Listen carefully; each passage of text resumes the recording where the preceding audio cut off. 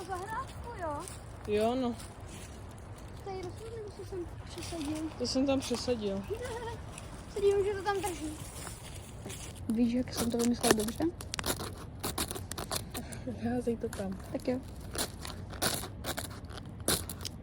Dělej dobrý.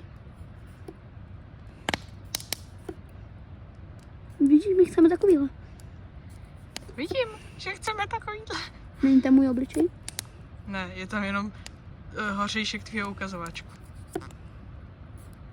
No teda takhle hnusně. Že ta jedna půlka tam není a ta druhá tam je tlustá jak prase. Já vím, no. Jsem to říct trošku křivě, musím to zarovnat nejdřív. Proč odnášíš tu bramboru ode mě? No, protože chci. Mě stresuje Se to. mě bojíš, viď? Mě stresuje to natáčení.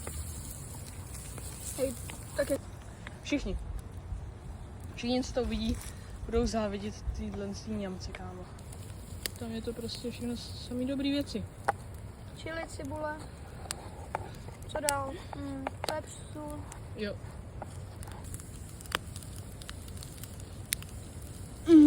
Jdeme to sundat. Fuj.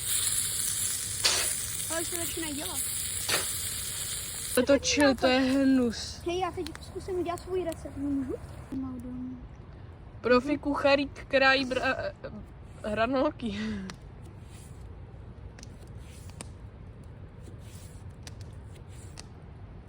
Pepík šel dneska na odstranění nějakých bradavic.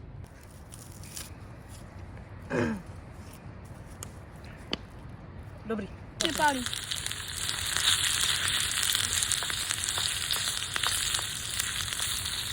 No jo.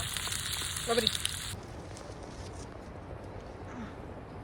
Představ si, že Jsou dobrý. kuchařky neochutnávají. A budeš mít ale hrozně toho s těma.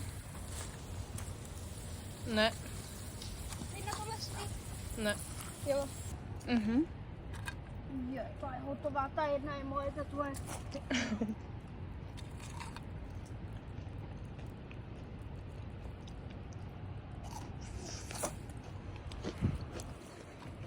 Jsou tak dobrý. Kolikrát? Tak to je dobrý.